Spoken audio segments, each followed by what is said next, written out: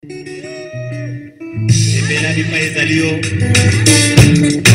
Nsabana Esengo, parce que nous célébrons le ressuscité. Alléluia.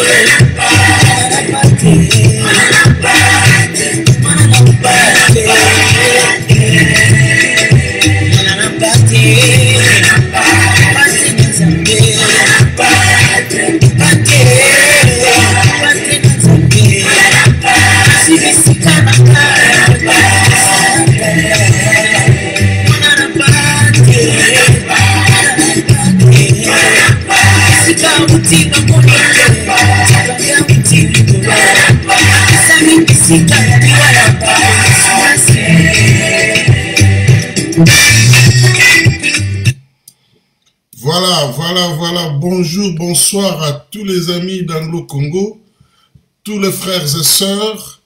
Vous savez, je vous salue d'abord tous, partout où vous trouvez, bonsoir, bonjour, et bonne fête de Pâques. Vous savez, le fait d'être en contact en ligne, vous êtes entré en moi, sans que vous ne vous rendiez compte. Vous entrez en moi au point que je connais des noms. Hein, et finalement, il y a d'autres gens avec qui j'ai parlé au téléphone. Hein, d'autres gens qui m'ont envoyé des messages, qui m'ont encouragé. Il y en a d'autres qui m'ont même, je dois le dire aujourd'hui, il y a un frère, ça je vous donne un témoignage, j'étais à Kinshasa, c'était l'année passée, Et puis je me suis retrouvé à un moment donné, je n'avais rien, absolument rien, hein, comme argent. Et puis le matin, je me suis réveillé, les jours suivants, j'ai dit, Seigneur, j'ai besoin d'argent. J'en ai vraiment besoin. De manière inattendue, un frère dont j'étais le nom, qui m'a connu à travers Anglo-Congo, il m'a appelé, il m'a dit, tu es Akin? J'ai dit oui. Il m'a dit, donne-moi ton nom, ton vrai nom. C'était la première fois. Alors je lui ai donné mon vrai nom parce qu'il m'a dit, je vais t'envoyer quelque chose. Il m'avait envoyé 235 €. Chaque fois que j'en parle, je sens mes yeux se remplir de larmes. 235 €. Et j'avais témoigné pour ça. J'ai une maman en Belgique qui m'avait envoyé de l'argent. C'était la première personne qui m'avait envoyé de l'argent pour m'encourager. J'ai un frère, un Congolais, qui m'a connu par Anglo-Congo. Hein? Donc, par ses directs, et j'ai fait l'analyse un jour, il m'a dit, je vais t'acheter des chaussures. Parce que je vais souvent en Italie, je vais t'acheter une chemise et des chaussures. Et ce frère l'a fait. Je lui ai dit, bon voilà, je serai à Kinshasa. Il voulait me l'envoyer là où je vis. Je lui ai dit, non, je serai en voyage au Congo. Il m'a dit, bon, donne-moi l'adresse ou bien donne-moi le nom de quelqu'un, son numéro. Incroyable, ce frère-là est allé remettre à mon frère une très belle paire de chaussures. Très belle paire. Donc, parfois je l'ai fait, ce n'est plus vraiment la routine. Je sens qu'il y a une relation réelle. Ce n'est pas à cause des dons là, mais c'est, vous savez, en parlant ensemble, en posant des questions, et en s'encourageant, et c'est devenu une réalité, c'est devenu une relation, pas virtuelle, mais je sens que j'ai affaire à des humains, je sens que j'ai affaire à des frères et sœurs, et surtout pendant ces temps de coronavirus. Alors aujourd'hui, permettez-moi, ça fait quand même longtemps qu'on n'a pas parlé de la parole de Dieu. Aujourd'hui, ce n'est pas l'analyse, mais on va partager l'occasion nous dite sur la mort de Christ. Alors le titre de cette émission aujourd'hui, Jésus-Christ crucifié, l'aspect politique, c'est-à-dire l'aspect politique de sa mort. Hein? Évidemment, nous allons mettre en évidence l'aspect politique, mais nous toucherons aussi à l'aspect prophétique, ce qui a été dit avant sa mort. Nous toucherons aussi à l'aspect eschatologique, si le temps nous le permet, c'est-à-dire pour la fin des temps, mais nous parlerons aussi du présent, parce que nous sommes dans le présent, nous sommes en vie, et notre présent d'aujourd'hui est marqué par une tragédie. Contrairement aux autres analyses, permettez, pour ceux qui sont des chrétiens, même des non-chrétiens, vous pouvez toujours nous rejoindre. Et nous allons trouver un point commun. Souffrez pendant un temps, si vous êtes musulman, bouddhiste, je ne sais pas moi, même si vous êtes franc-maçon, vous êtes rosicrucien, vous êtes des cancars, hein, peu importe votre religion. Mon problème, c'est que vous puissiez écouter. Voilà. Et un jour, j'ai partagé la chambre avec un arabe musulman pratiquant. Lui s'est réveillé le matin pour faire la prière. Moi, je me réveillais pour prier à ma manière. Et on s'était entendu qu'on n'aborde pas des sujets qui fâchent entre nous concernant notre foi. Mais un jour, il devrait fêter la mort, plutôt fêter les sacrifices qu'Abraham avait fait de son fils. Ces jours-là, nous avons parlé de la Bible et du Coran et de Christ. Qui sait? Et depuis ce jour-là, on n'a plus peur de parler de Dieu. Il est toujours musulman, je suis toujours chrétien, mais nous parlons de Dieu. Et de plus en plus on se rapproche, Je l'ai même amené à l'église, je dis bien église, donc c'est chrétienne. Pour ceux qui connaissent l'église qui est à Gombe, les paroles d'Issali des pasteurs Safari, moi j'ai seulement prié, j'ai dit Seigneur, ben, et vous savez comment je l'ai amené? Il m'accompagnait pour entrer, après il dit bon je vais entrer. Et le Seigneur l'avait touché là-bas. Alors qui sait, comme on dit en anglais, who knows? Qui sait ce que Dieu peut faire?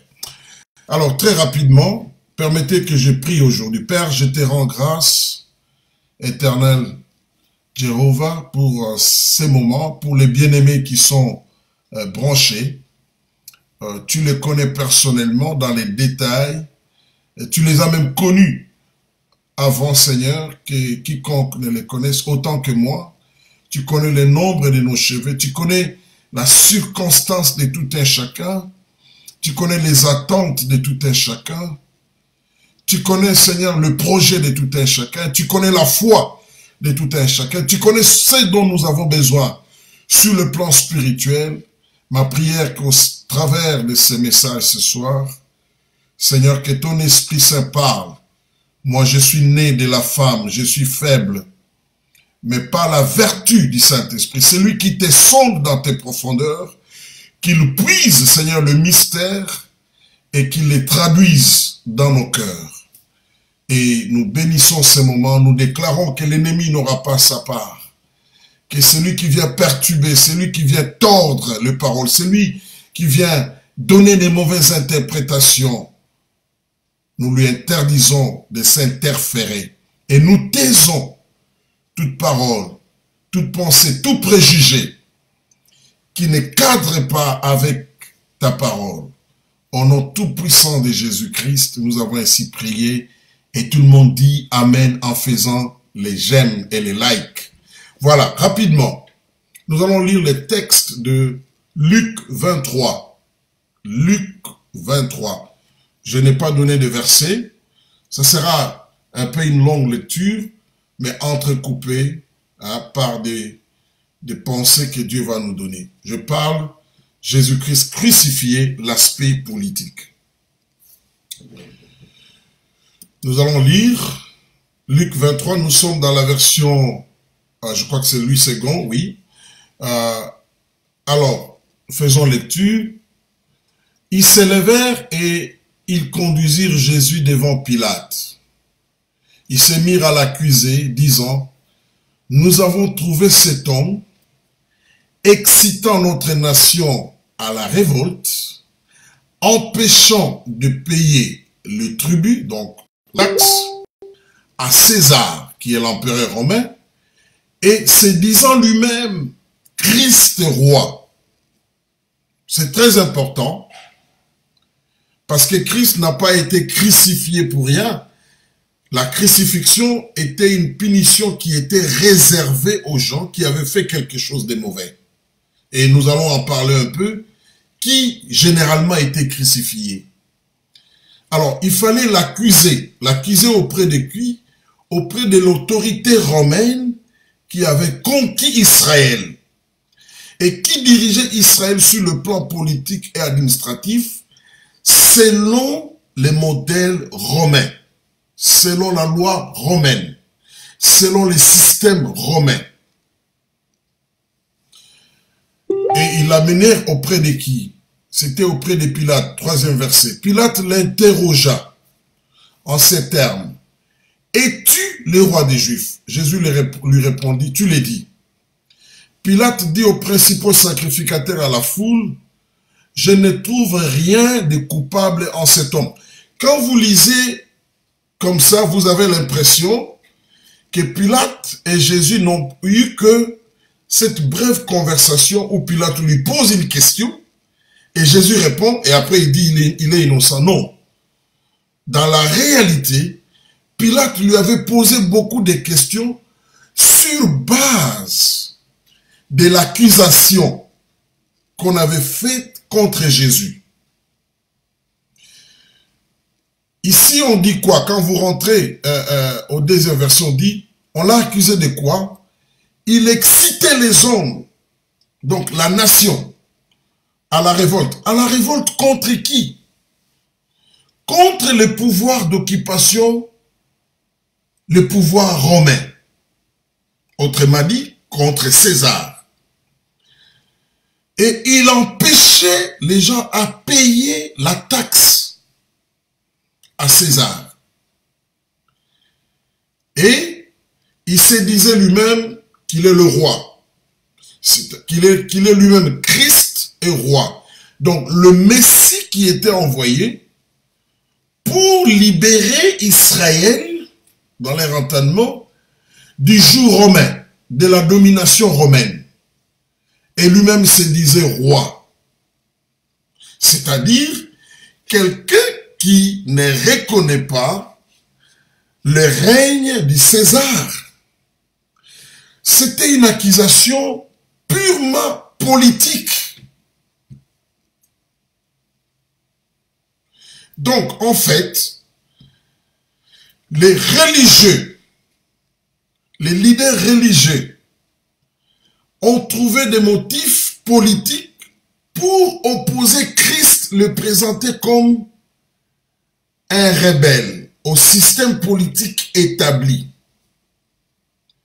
Ils n'ont pas accusé fondamentalement, ils n'ont pas accusé sur base de la religion. Mais ils ont trouvé un prétexte politique pour l'accuser.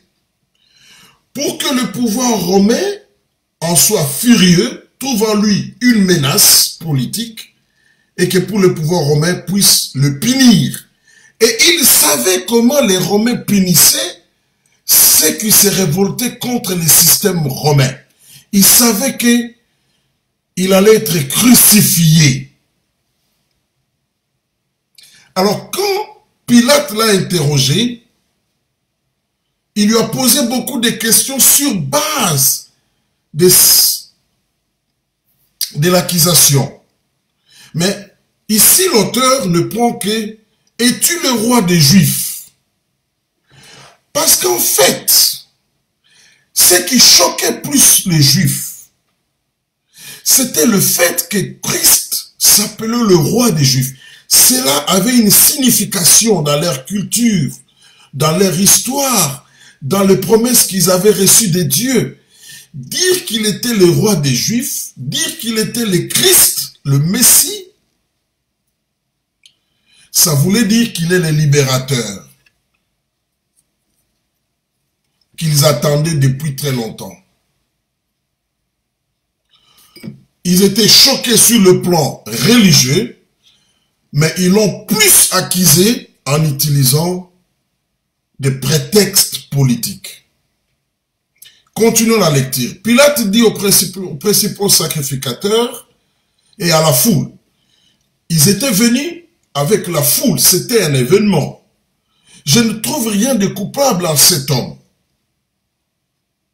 J'imagine la déception de ceux qui l'avaient accusé, parce que l'accusation était bien étudiée pour qu'il soit trouvé coupable. Mais ils insistèrent et dirent, il soulève le peuple, parce qu'ils savaient que c'est ça, ce qui va effrayer le pouvoir romain, ce qui va effrayer Pilate, qui représentait le pouvoir romain dans cette circonscription-là. Ils ont insisté. Ils dirent, il soulève le peuple, c'est-à-dire il appelle le peuple au soulèvement contre votre pouvoir, en enseignant par toute la Judée, la région de la Judée, depuis la Galilée, où il a commencé jusqu'ici. Ici, nous sommes à Jérusalem. La Judée, ici, à Jérusalem. Alors, quand Pilate entendu parler de la Galilée, il demanda si cet homme était galiléen. Ayant appris qu'il était de la juridiction d'Hérode, il les renvoya à Hérode, qui se trouvait aussi à Jérusalem en ces jours-là. Quand Pilate a appris qu'il était de Galilée, il dit non. Normalement, je ne peux pas traiter son cas parce que le pouvoir romain en Galilée est représenté par Hérode. Alors, comme Hérode est ici, ça tombe bien, je les renvoie vers Hérode. Et en plus, Hérode est celui qui connaissait bien les systèmes religieux en place. Ayant appris, voilà, le 8e verset, lorsqu'Hérode vit Jésus, quand ils l'ont amené là-bas, il eut une grande joie. Hérode était dans la joie. Au fait, c'est bizarre que quand ils sont allés chez Pilate, Pilate les justifie. Quand ils vont chez Hérode, Hérode a eu la joie, une grande joie. Car depuis longtemps, il désirait le voir. À cause de ce qu'il avait entendu dire de lui. Et il espérait qu'il le verrait faire quelques miracles.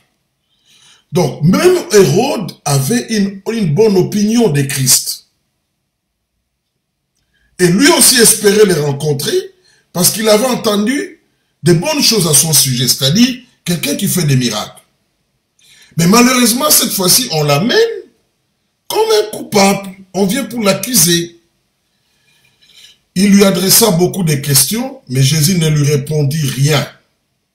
Les principaux sacrificateurs et les scribes, donc des chefs religieux, des théologiens, parce que quand je parle des scribes, il faut comprendre des théologiens de l'époque, étaient là et l'accusaient avec violence. C'est-à-dire, il fallait trouver tous les arguments possibles en insistant. Hérode, avec ses gardes, les traita avec mépris, et après s'être moqué de lui et l'avoir revêtu d'un habit éclatant, il les renvoya à Pilate. Hérode dit, bon, moi je ne vois pas comment je vais les juger. Comme il ne veut pas me répondre, cela a changé l'attitude d'Hérode parce que Jésus n'était pas dans la position de faire un miracle. Hérode dit, bon, rentrez avec lui chez Pilate. Ce même jour, Pilate et Hérode devinrent amis, ennemis qu'ils étaient auparavant. Jésus les a réconciliés. Pilate ayant assemblé les principaux, le magistrat et le peuple leur dit ceci. Quand nous parlons des magistrats ici, il ne s'agit pas seulement des gens qui jugent. Il s'agit de l'autorité politique, des gens qui étaient en dessous de Pilate ou d'Hérode dans leur juridiction. C'est des représentants du pouvoir romain à des juridictions inférieures. Parce que le magistrat de l'époque, il avait plus de pouvoir que les magistrats d'aujourd'hui. Alors, où est-ce que j'en étais?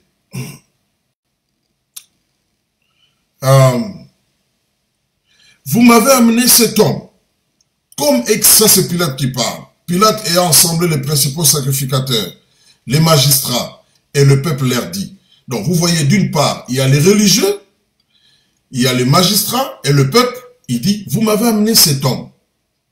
Comme excitant le peuple à la révolte. Voici, je l'ai interrogé devant vous. Je l'ai trouvé coupable d'aucune de ces choses dont vous l'accusez. Hérode non plus, parce qu'Hérode lui avait fait les rapports et Hérode l'a renvoyé. Car il nous l'a envoyé et voici cet homme n'a rien fait qui soit digne des morts, donc digne de crucifixion. Je les relâcherai donc après l'avoir fait battre des verges. Il dit, on va prendre les fouets, on va les fouetter, après je vais les relâcher. Parce que vous insistez, il n'est pas coupable, mais parce que vous insistez, donc on va quand même le punir. C'était pour plaire aux dirigeants religieux. Malgré cela, malgré ce que Pilate avait proposé, ces gens-là n'étaient pas contents. À chaque fête, il était obligé de leur relâcher un prisonnier. Parce que c'était la période de la fête des Pâques. Alors, comme c'était la tradition, et ils ont compris que non, au lieu de relâcher celui-ci, ils ont dit, ils ont commencé à crier, ils disent tous ensemble, fais mourir celui-ci et relâche-nous Barabbas. Cet homme avait été mis en prison pour une sédition. Donc on parle de Barabbas. La sédition, c'est quoi? C'est au fait soulever les gens au moyen des actes ou des discours, hein, contre une autorité établie, contre le monarque, contre l'empereur, contre le roi.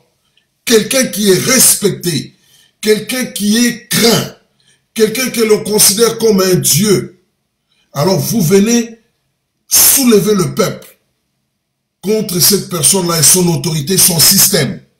Donc contre l'État. Parce que l'État était incarné par les monarques. C'est ça la sédition. Hein? Qui avait eu lieu dans la ville. Et pour le mettre, il avait soulevé les gens dans la ville. Et il y avait eu mort d'homme. C'est-à-dire, cela veut dire, il avait tué certainement un Romain ou un Juif, mais qui travaillait pour les systèmes romains. Barabbas n'était pas un criminel du genre qui va voler dans les maisons des gens, qui tue les gens pour arracher leurs voitures ou leurs chevaux à l'époque, ou des ânes. Non. Barabbas, c'était comme qui dirait un libérateur contre les systèmes romains. Et il y avait des tentatives, hein, il y avait beaucoup de tentatives parmi les Juifs, hein, mais des tentatives de révolte, mais qui étaient opprimés violemment. Opprimés violemment. Alors Barabbas était un des leaders qui, à ce moment-là, venait de tenter un soulèvement contre le pouvoir romain. Donc c'est quelqu'un qui était connu. C'était un activiste politique. C'était un révolutionnaire. Il était connu du peuple. C'est quelqu'un qui était aimé par le peuple. Pourquoi? Parce qu'il voulait la libération du peuple. Il était opposé au système romain. C'était un héros. Barabbas. Ça, c'est comme ça qu'il était vu par les enfants d'Israël. Mais du côté des Romains, tout celui qui tentait de se soulever contre les systèmes romains, donc les systèmes qui dépendaient de César, était un criminel. Les Congolais, en tout cas, peuvent comprendre mieux ceci. C'est-à-dire le fait de se soulever contre les occupants devenait un crime plus grave que si tu tues même, hein, ton compatriote, si tu détournes de l'argent de l'État. Excusez-moi. Donc pour les Juifs, ça c'était les crimes impardonnables. Ils ont demandé le relâchement de cet homme en disant, c'est comme s'ils disaient, libérez-les parce qu'il n'a rien fait de mauvais. C'est mauvais contre vous, mais c'est pas mauvais contre nous. Et Pilate, qui était sous pression de ces gens qui étaient accompagnés d'une foule, c'est parce que ça pouvait donner lieu à une révolte. Il a lâché et il a échangé Christ contre cet homme. Et vous savez, Christ, Pilate n'avait pas l'intention de les crucifier. Parce que Pilate savait qu'il ne mérite pas la croix. Mais ce sont les Juifs qui ont dit, verset 21, ils crièrent, crucifie, crucifie-les.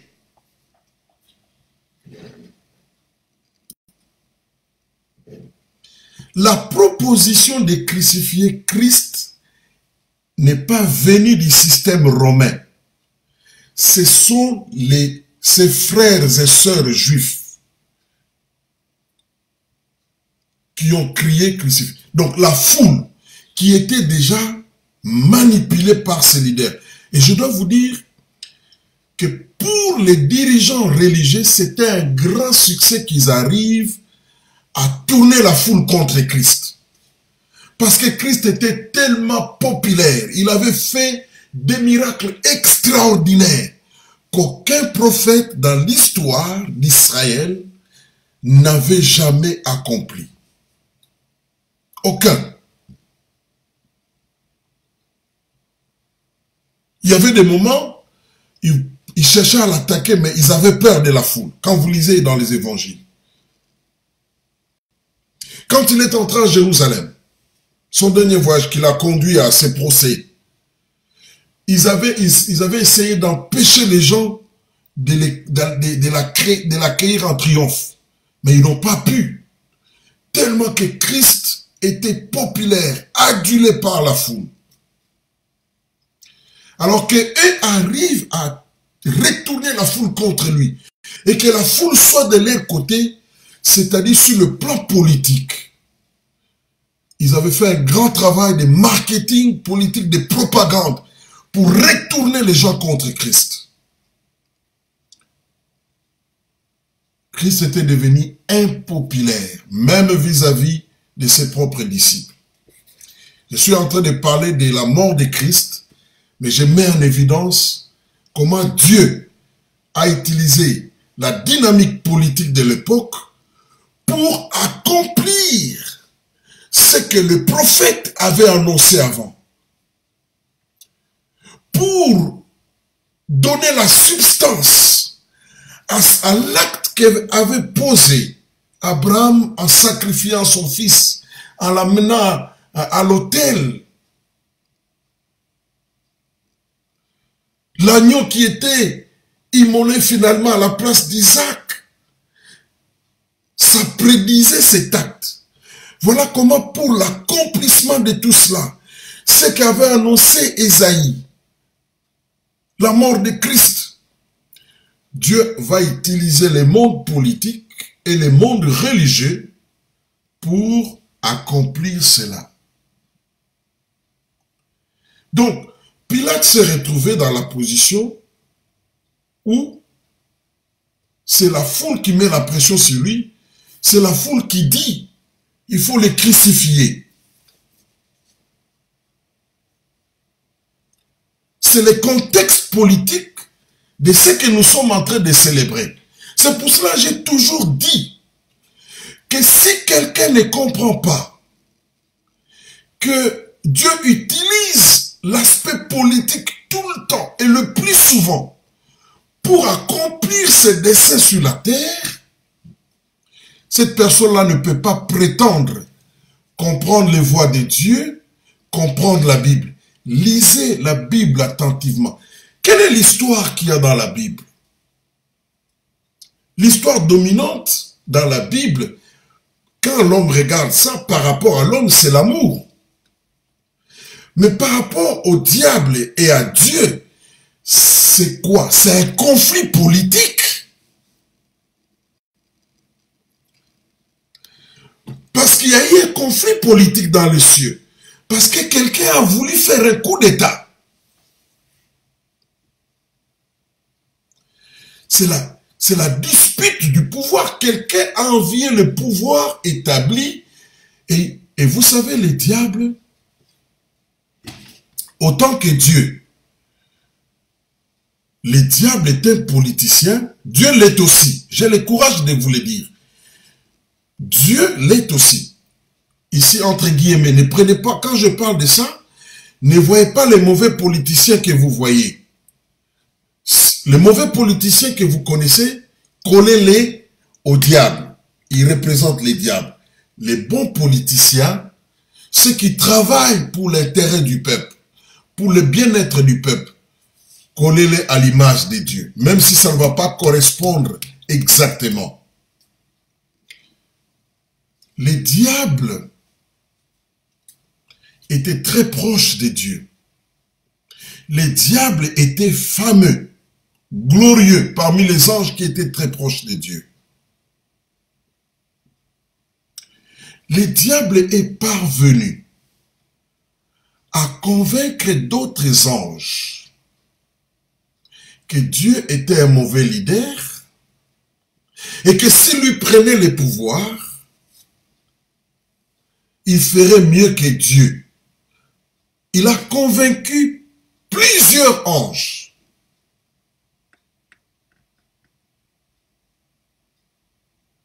Ces anges n'avaient jamais douté de la véracité de la parole de Dieu. Jamais. Le diable était le premier être à les séduire. C'est pour cela que nous devons faire très attention avec les diables. Je reprends encore, nous devons faire très attention. Son premier ministère, c'était un ministère de tromper les gens pour les amener à la révolte contre Dieu, de les convaincre dans le mensonge. C'est pourquoi on l'appelle le père du mensonge. Ce n'est pas parce que d'abord il a menti à la femme, c'est parce que c'était le premier ministère pervers qu'il avait manifesté au ciel. Je parle ici du diable, pas de Lucifer. C'est quand il a engendré le premier mensonge. Et il est parvenu à convaincre les anges avec toute la lucidité qu'ont les anges, la clairvoyance. Le diable est parvenu à les convaincre. Et ils osèrent se révolter contre Dieu. Gloire soit rendue à Dieu. On ne peut pas surprendre Dieu. Le Seigneur était au courant de tout. Le Seigneur surprit les diables. Et vous savez, il y a eu un conflit politique qui finalement a conduit à un conflit militaire au ciel. Parce que c'est l'armée du ciel qui a chassé les diables du territoire divin. C'est Michael et les autres anges militaires qui ont précipité, il fallait le faire par la force. Cela sous-entend que parmi les anges qui étaient aussi du côté du diable, qui étaient séduits, il y en avait des anges combattants, des anges militaires.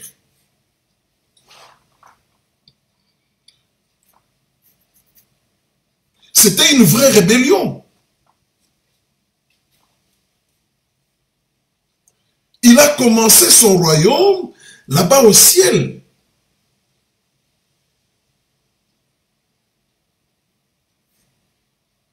C'était un complot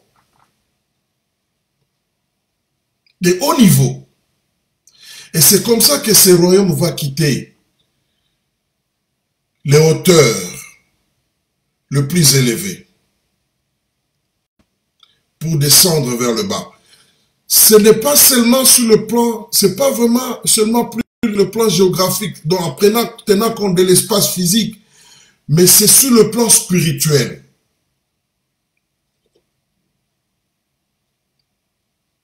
Ils ont perdu les rangs qu'ils avaient pour descendre bas. Ils ont été dégradés. Ils ont perdu une bataille, mais ils sont venus comme un royaume pour occuper les espaces qui étaient beaucoup plus inférieurs. Et lisez bien la Bible. L'histoire de la Bible se passe aussi dans les palais.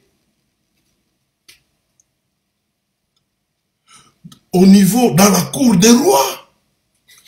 Il est étonnant que Christ, quand il est né,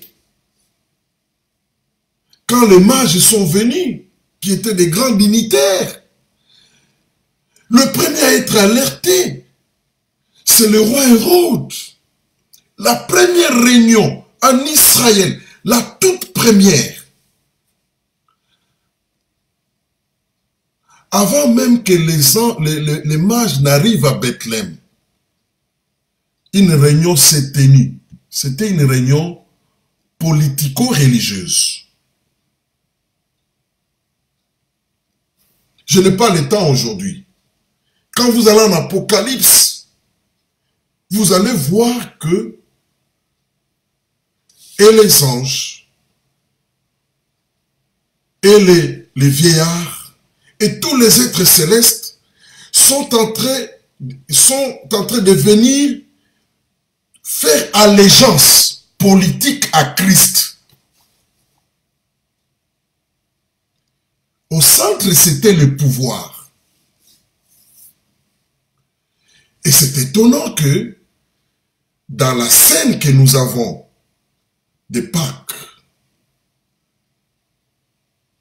la classe politique juive et la classe politique romaine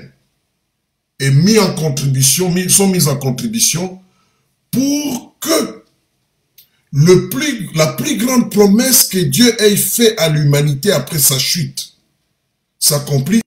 Il a fallu que ces classes soient mises en musique pour que cette promesse puisse s'accomplir. Vous savez que parmi les signes du temps de la fin, on parle de pouvoir. Quand les gens parlent de 666, quand les gens parlent de la bête, quand les gens parlent des nations, au fait, on parle des pouvoirs qui règnent sur des nations.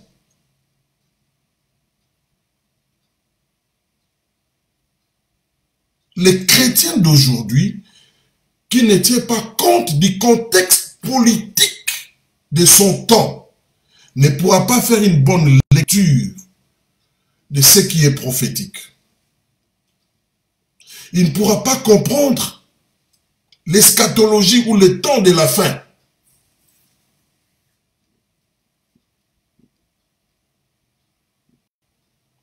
Lisez l'Apocalypse. Lisez l'Ancien Testament. Aussitôt qu'Abraham est appelé par Dieu, alors qu'il voyage,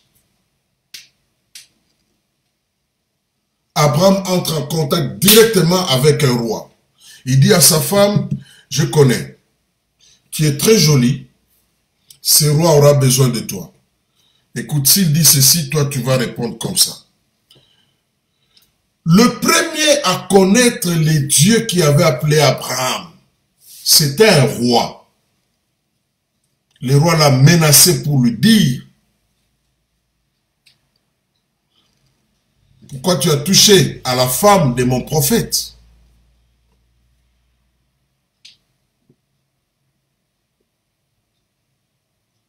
C'est très important ce que je dis. Parce que l'Église a ignoré pendant longtemps cet aspect politique. Le terme Église, qui veut dire assemblée, c'est pas Jésus qui l'a inventé, c'est un terme purement politique. Église, ça veut dire assemblée, des gens qui sont mis à part. C'est exactement comme nous disons assemblée nationale. C'est-à-dire des gens qu'on a choisis par rapport à leur mérite dans la société, à leur respectabilité, à leur connaissance. Ces gens-là se retirent du reste du peuple pour aller parler de la conduite du peuple, comment influencer le peuple. C'est-à-dire de la gestion de la cité du peuple pour le bien du peuple. C'est des décideurs, c'est ce que ça veut dire. Et quand Jésus avait dit à ses disciples, je bâtirai mon église, aucun d'entre eux ne lui a posé la question, Seigneur, le terme église veut dire quoi? Non, parce qu'il savait ce que c'est que l'église. L'assemblée des gens qui se retirent.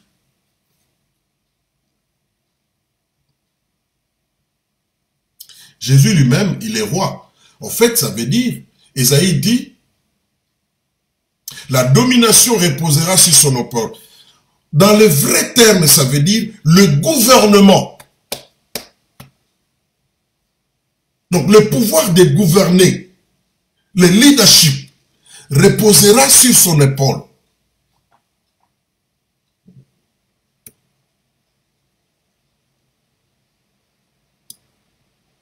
Alors parlons de la crucifixion, parce que c'est la Pâque aujourd'hui.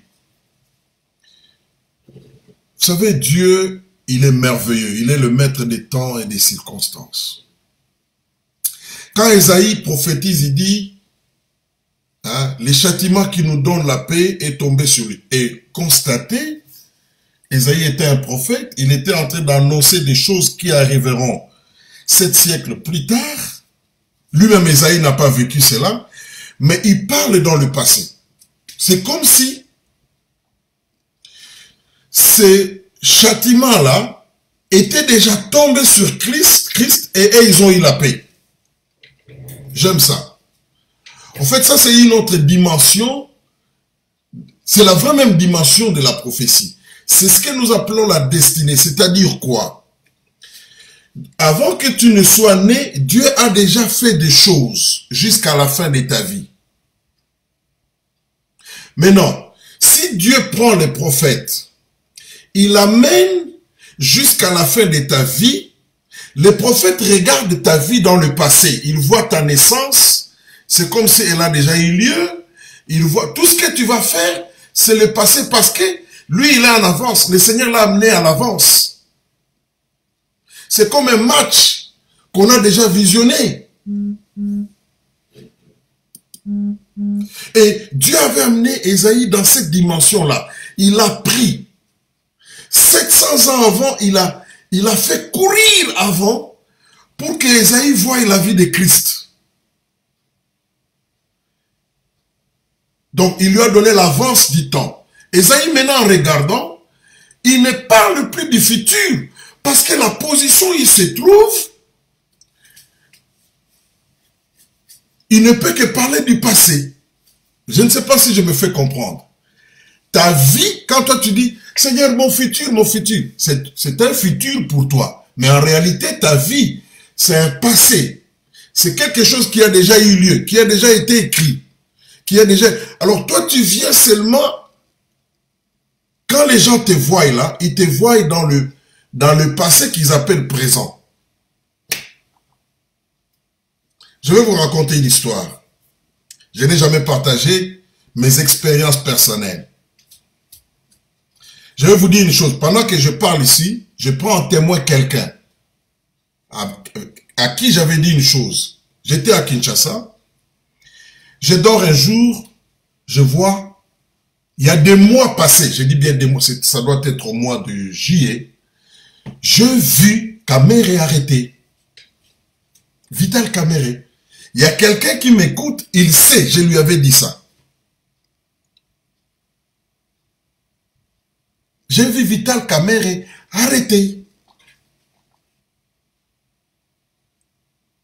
Je vais vous raconter encore une autre histoire. Donc quand c'est arrivé, et puis les jours qu'on a annoncé qu'on l'a arrêté, enfin qu'on l'a traduit en justice, je parlais avec un ami.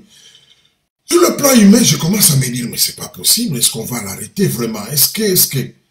Mais après, je dirai à un ami dans la ville où je vis ici, je lui dis, mais écoute mon frère, il sera arrêté parce que le Seigneur me l'avait montré. Et à cet ami-là, je lui avais aussi dit, quand j'étais rentré, parce que je suis rentré au mois de décembre, je lui avais dit, on va arrêter Vital Kamere un jour parce que le Seigneur me l'a montré.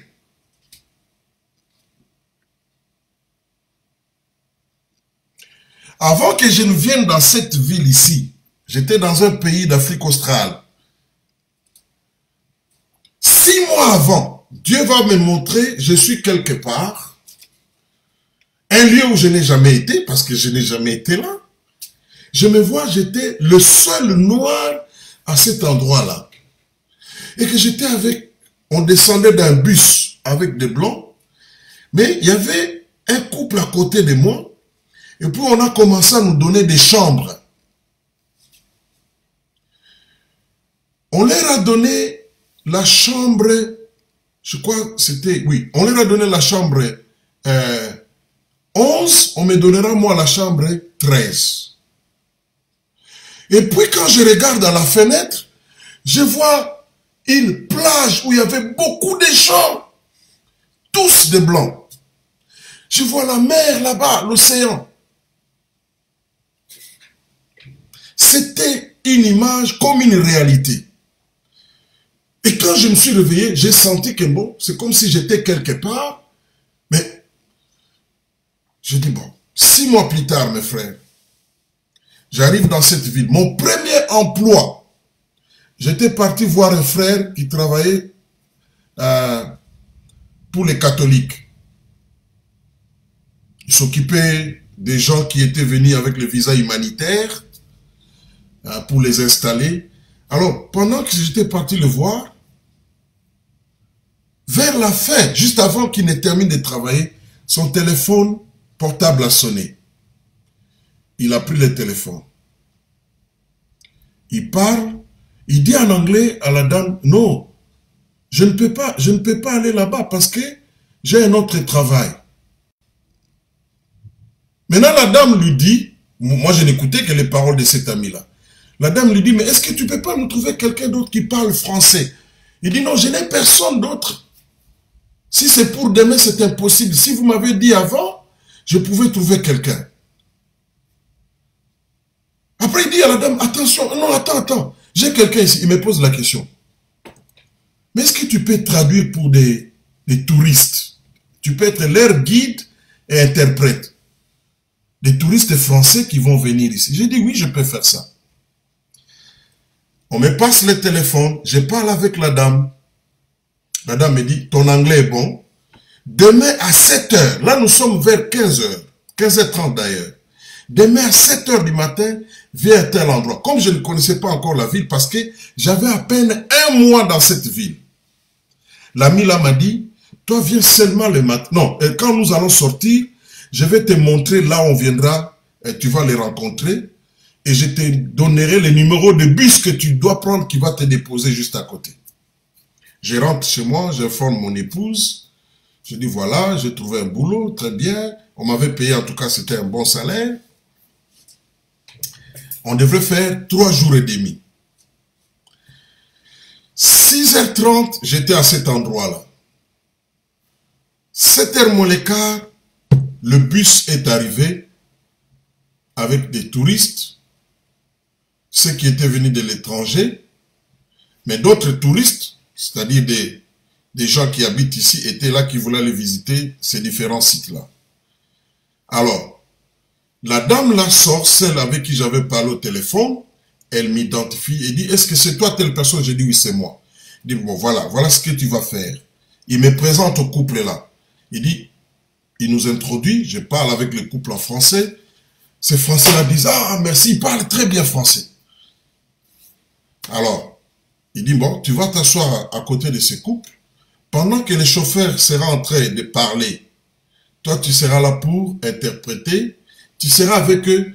Si on les loge, nous avons déjà réservé des chambres. On va te loger dans la chambre voisine. Ne les quitte pas un seul instant. À moins si tu veux aller à la toilette. Voilà. J'ai dit, ok. Le bus. Nous sommes allés à 900 km de la ville où je suis. Nous arrivons on a visité d'autres endroits sur le parcours, tout ça. Et pour la petite histoire, nous sommes arrivés à un village quelque part. Le bus s'est arrêté. Le chauffeur a dit, bon, ceux qui veulent se soulager, allez vous soulager, acheter quelque chose à manger.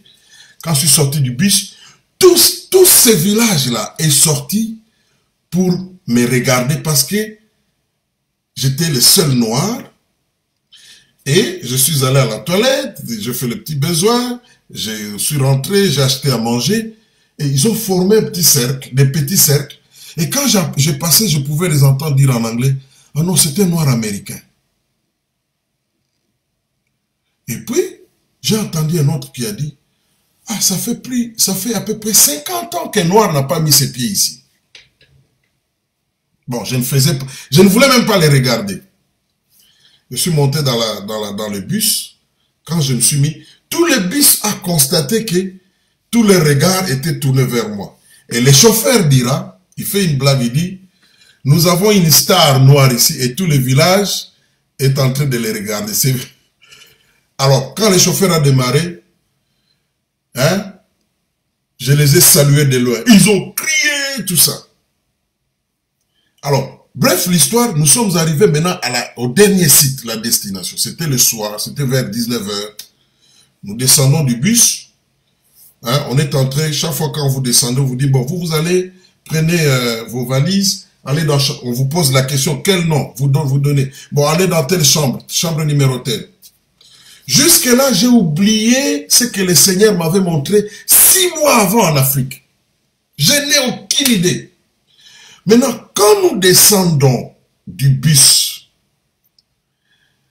on dit à ce couple-là, et moi j'ai répondu, ah, toi tu es l'interprète, c'est toi qui interprètes le couple français. J'ai dit oui.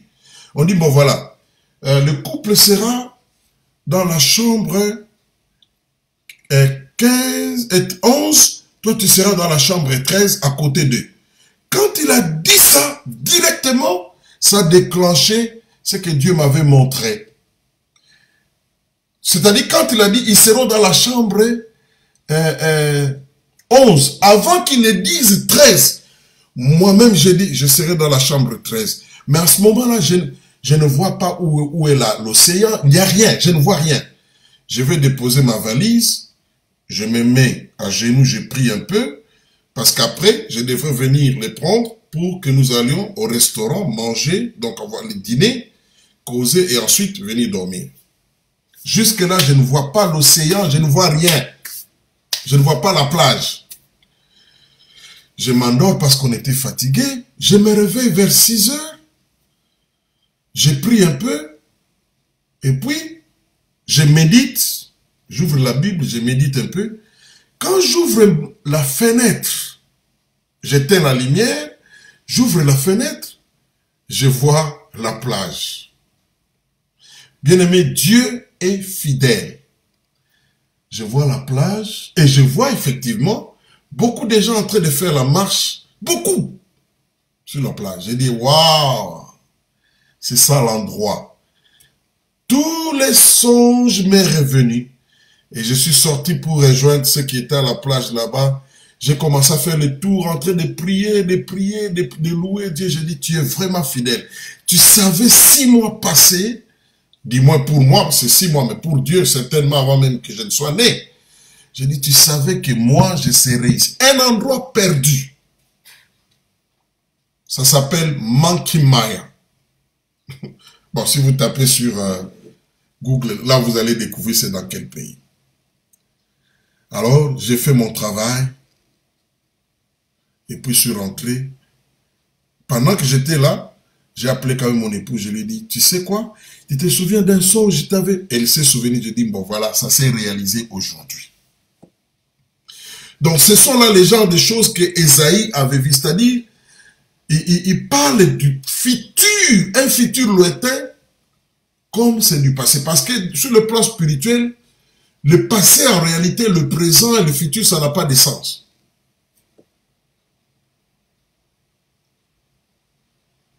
Alors, la mort de Christ, quand Ésaïe est en train d'annoncer, les Romains ne sont pas en Israël. Ils sont libres. Ésaïe ne sait même pas que les Romains un jour viendront. À ce moment-là, la punition, la sanction de la croix n'est même pas encore arrivée en Israël parce que cela avait commencé en l'actuel Iran. Ça s'est répandu jusqu'à vers les Grecs et puis vers les Romains après. Ésaïe ne sait rien de ces châtiments-là. Évidemment, il ne parle pas de la croix, mais il parle d'un châtiment. Alors voilà comment Dieu arrange les choses. Quand Christ est né, il est né d'Israël, était sous l'occupation romaine. C'est pour cela que la Bible dit, quand le temps était accompli, Jésus naquit. C'est-à-dire quand le scénario est arrivé au moment où lui devrait naître. Et Jésus est né.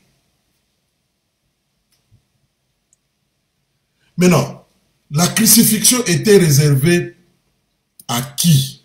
Par les Romains.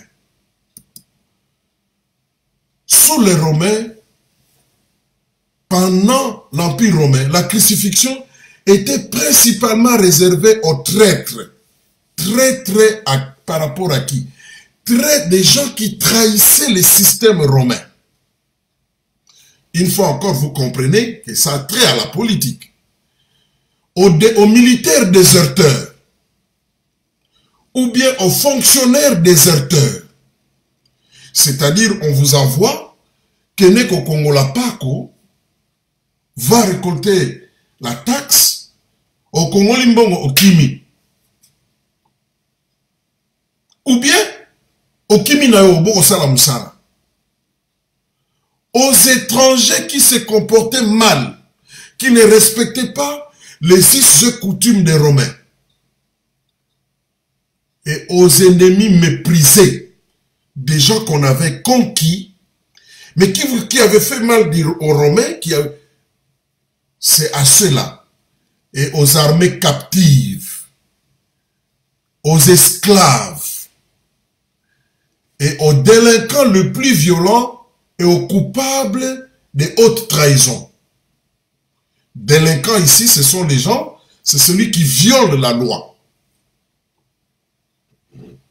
Des gens qui étaient coupables de haute trahison, c'est-à-dire celui qui va s'entendre avec les ennemis pour renverser le système romain. Celui qui va s'entendre avec des gens pour défier le pouvoir romain.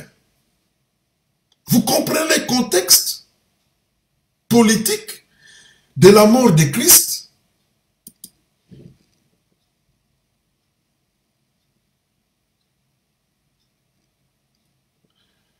Tout chrétien, enfin, ce n'est pas une exigence. Ce qui nous suffit, c'est de croire en Jésus-Christ. Mais tout érudit, tout étudiant de la Bible, tout prédicateur qui veut parler de l'aspect prophétique du monde, d'une nation, il a pour indicateur aussi ce qui se passe dans le pouvoir de cette nation-là. Parce que Dieu touche les nations aussi à travers de ce qu'il fait au travers des pouvoirs qui sont dans ces nations-là. N'oubliez pas, Jésus-Christ, il est roi, c'est-à-dire chef du gouvernement. Quand je parle de chef du gouvernement ici, il ne faut pas voir Ilunga Kamba. Il ne faut pas voir Boris Johnson. Non. Le roi à l'époque, il était lui-même le pouvoir législatif, judiciaire et exécutif. C'était ça le gouvernement.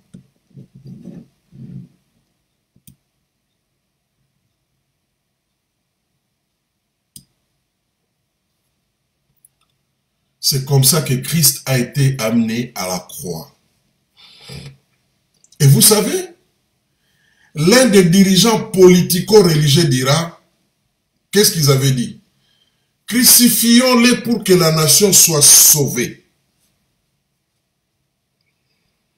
Donc, on devrait le punir politiquement pour que la nation soit sauvée. Pour que le salut puisse s'accomplir. Pour que ce qui était annoncé,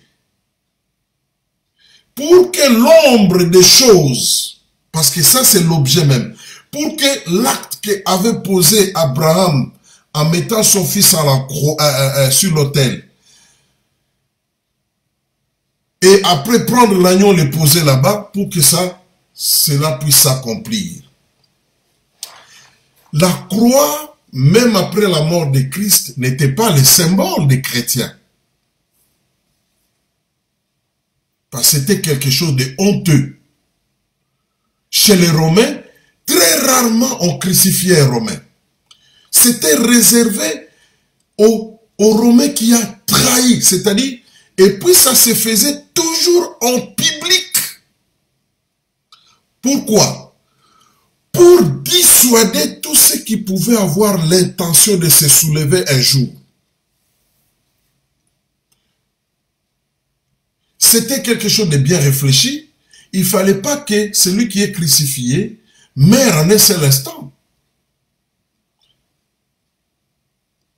Il y a des gens qui étaient crucifiés, qui mourrait même 3 jours après. Parce qu'il fallait que le sang puisse couler petit à petit.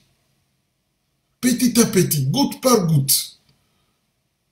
Et celui qui était crucifié, il avait ses mains liées et clouées contre la transversale. La croix pesait, ça pesait beaucoup de kilos.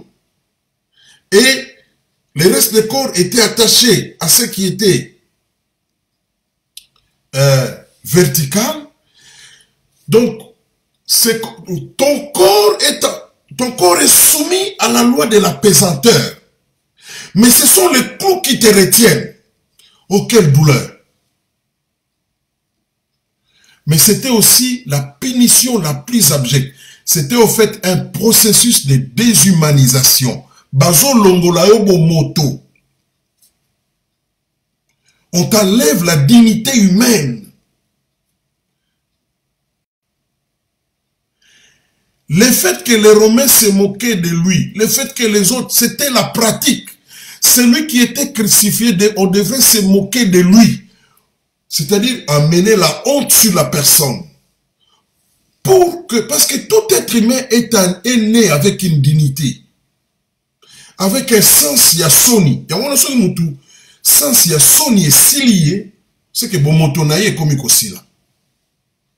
Parce que l'homme est un dignitaire. L'homme et la femme, créés comme des dignitaires. Créés pour dominer.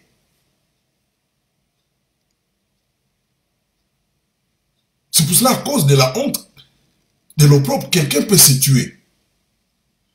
Moutoko qui m'a quartier, il peut fuir, aller loin à cause de la honte.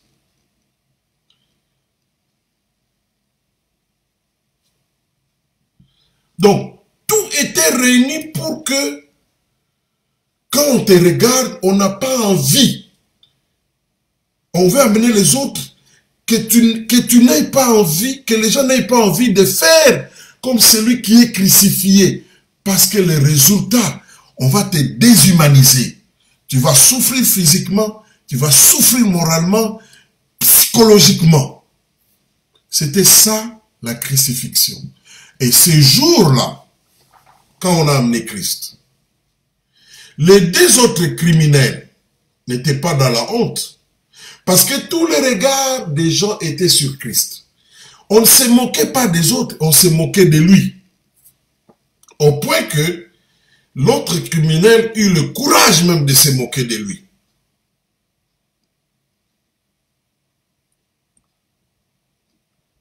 C'était pas quelque chose de louable.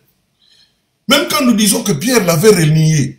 Mais quand vous mettez dans les contextes, quelqu'un qu'on est en train de crucifier, mais tu ne peux pas t'identifier à lui. C'était une honte. Famille Kowanganayo. On ne peut pas s'associer à celui qui est crucifié. Tu es comme une malédiction. Et croyez-moi, plusieurs d'entre nous, surtout nous autres, de cette génération, on allait le renier. Et les gars, vous avez minute, hein? C'est ça, ce que nous sommes en train de faire. Maintenant, vous comprenez l'aspect politique, mais vous comprenez aussi comment cet acte qui est ignoble. Quand les politico-religieux étaient en train de faire ça à Christ, personne ne s'imaginait que ça deviendrait quelque chose de glorieux qu'on peut célébrer. C'est pour cela que Dieu peut tourner la honte à la gloire. Je reprends encore. Il peut tourner l'opprobre et la honte à une gloire beaucoup plus élevée que la honte que tu es en train de connaître. Il dit en Ésaïe, pour la honte, tu auras double honneur.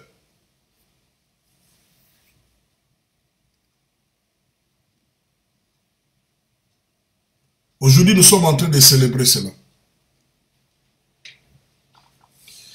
Ça a pris des années, il fallait la révélation pour que Paul, qui n'était pas avec eux, en ce moment-là comme disciple, qui était du côté de ceux du côté de ceux qui ont crucifié Christ, pour que lui, Paul, quel changement, pour que lui, Paul, commence à parler de la croix de Jésus-Christ et faire de cela le message de salut.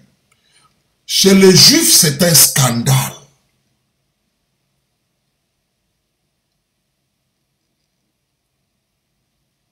Donc, il faut un changement radical. Il a fallu un changement radical pour que Paul, de la vision qu'il avait de la croix, telle qu'il la connaissait, pour un jour commencer à louer cela. Au point qu'il va dire quelque part aux Corinthiens, il dit, pendant que j'étais parmi vous, je n'ai voulu rien savoir d'autre, sinon Christ et Christ crucifié. Pas Christ, celui qui a opéré le miracle, qui a donné le pain. Non, il dit non, oubliez tout ça.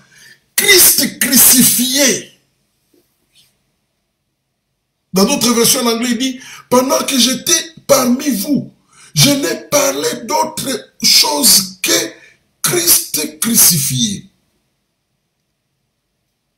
Cet acte de honte est devenu quelque chose de glorieux.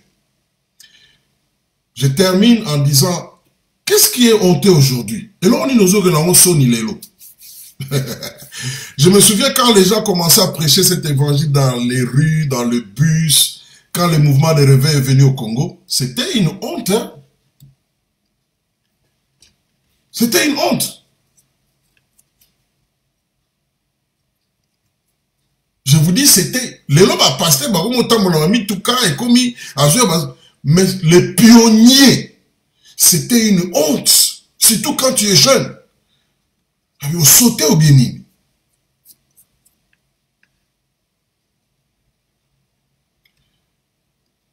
Qu'est-ce qui est honteux aujourd'hui? Qu'est-ce qui paraît comme honteux?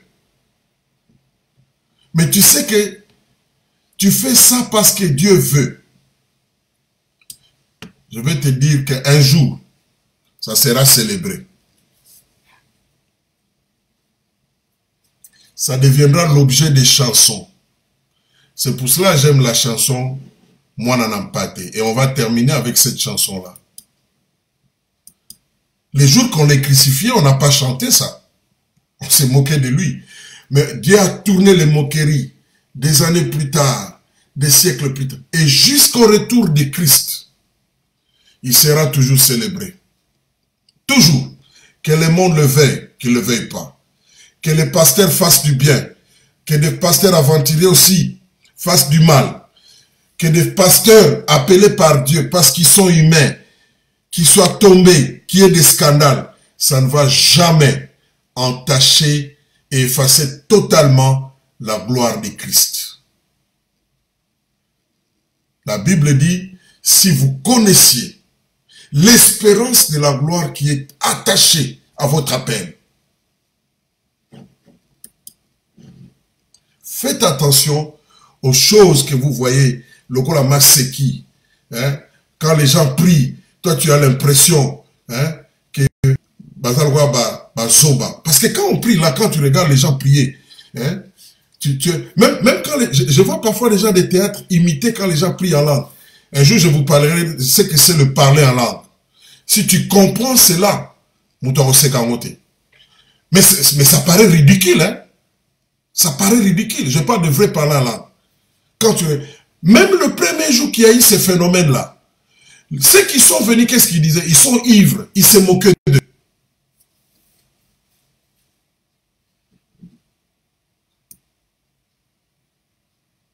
Les jours que j'ai vu un frère, vers les années 87, j'ai terminé les humanités à l'Institut Lumumba à Limete, les années 87. À l'époque, moi, j'ai prié déjà. Je connais un homme de Dieu, aujourd'hui, un homme de Dieu puissant. À l'époque, lui, concert à Zaïko Bazayo Zangate. Viva Yandenge Wana. Mais un jour, les jours que je l'ai vu en train de prêcher la parole, et il s'est moqué de moi, il dit,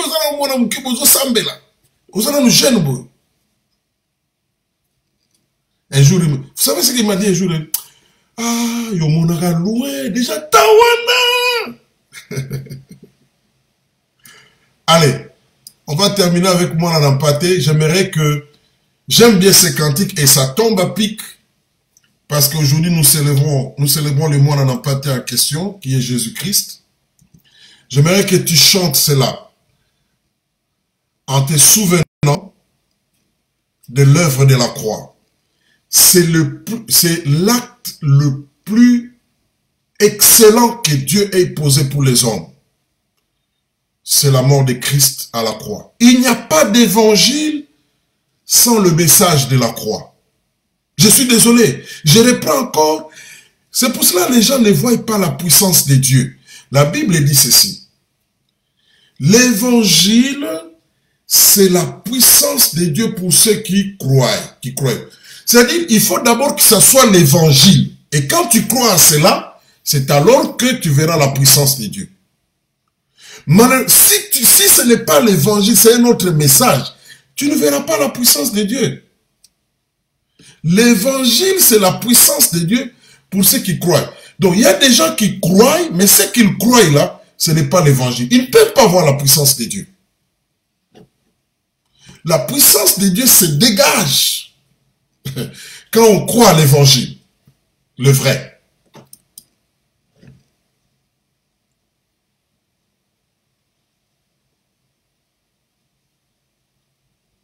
Alors, on va chanter ces beaux cantiques de moi en empathé. Quand nous chantons cela, c'est aussi comme si nous partageons la communion. Parce qu'en principe, nous devons avoir la communion. Hein? La Sainte Seine. Et l'essentiel de la Sainte Seine, c'est quoi? C'est de se rappeler de la mort de Christ. Il est étonnant que Jésus ne leur dit pas que, rappelez-vous, hein, non, il dit, rappelez-vous de moi, de tout ce que j'ai fait, mais par rapport à la croix. C'est ça la Sainte Seine. La Sainte Seine, c'est un repas prophétique. Quand il leur donnait là, il voulait dire que voilà, je vais être crucifié, mon sang va couler, mon corps sera brisé. C'est ça la Sainte Seine. Alors, et quand tu chantes cela, souviens-toi de la mort de Christ.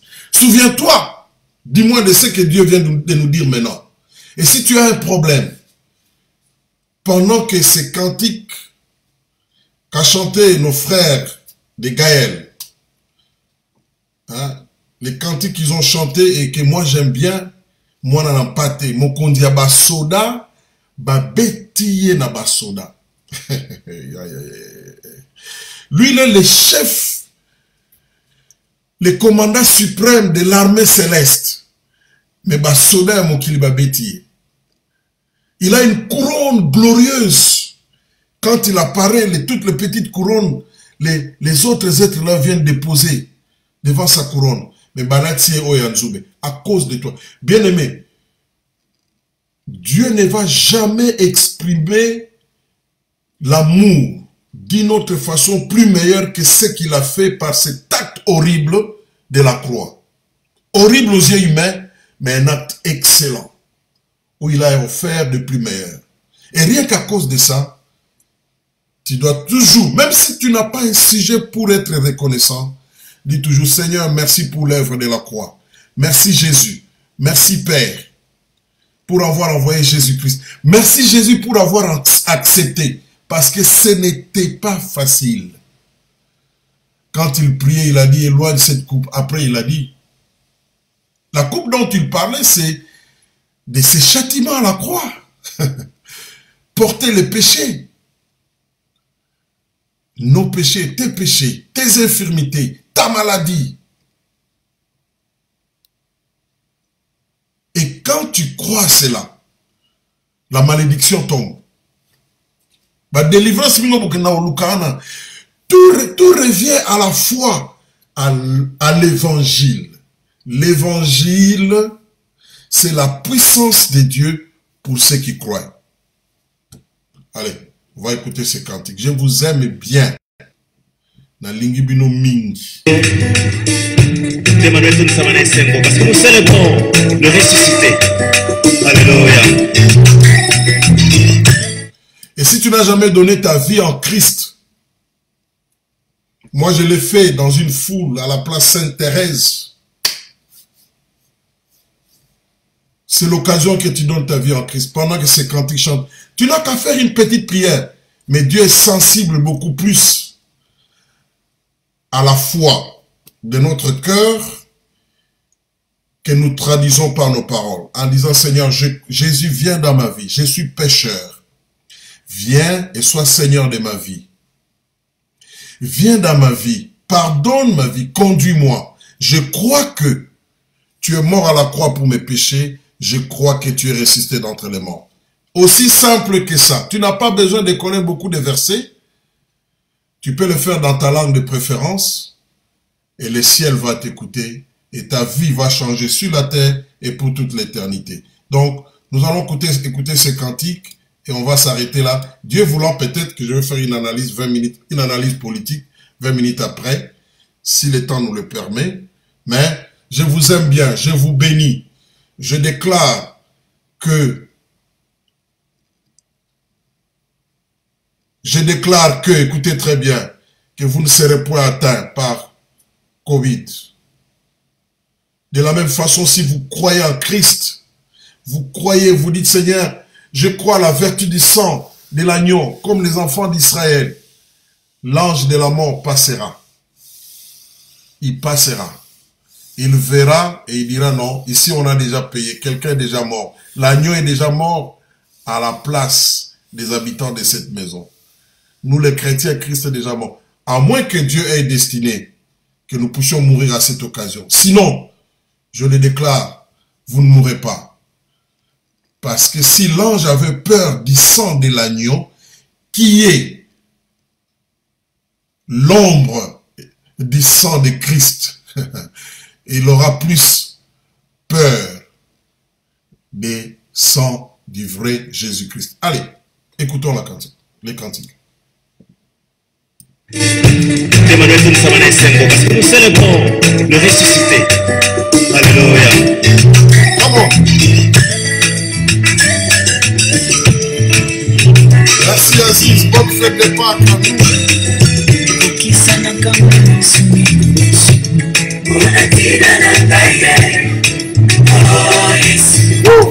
Merci John Kamini. Merci Emmanuel Bourage. Merci Maman Régine. Merci Paul. José Chaïma. Merci à le nom de mon merci Maman Yamani. Merci, bonne fête de Pâques. À vous aussi. Mon Pierre Kamini, mon comme mon frère. Merci. Dieu te bénisse. Jamala Junior en Afrique du Sud, Cape Town, Zaba Monre.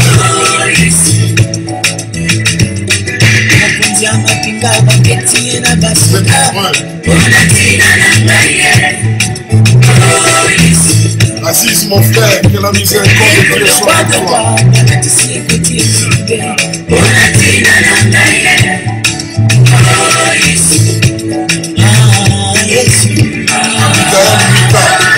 Bonsoir.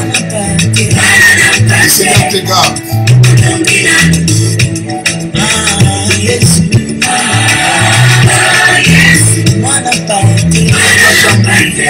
La providence divine pour vivre en justice. Bonjour à toi. Notre channel, on salue. Dieu te bénisse. Hey, maman ne rêve pas contre lui. Wow. Wow. I can still hear that song yesterday. It was powerful. The whole family gathered before the screen to hear that. We started to sing with you. Pastor Bobby, God bless you.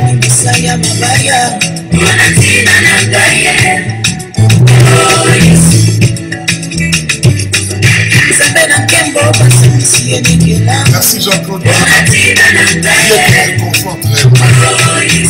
Vous et ceux qui se quittent, sois béni toi et ta famille. Que Dieu te bénisse au nom de Jésus-Christ.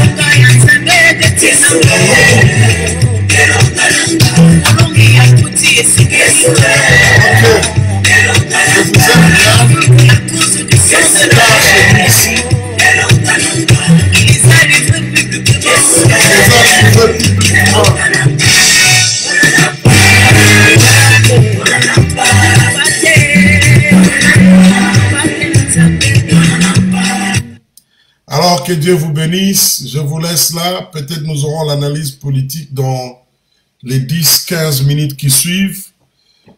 En tout cas, j'espère que que Dieu nous a bénis. Et voilà, je vous laisse. I love you so much, guys. Enjoy the time. Celebrate the Christ, the Lamb of God.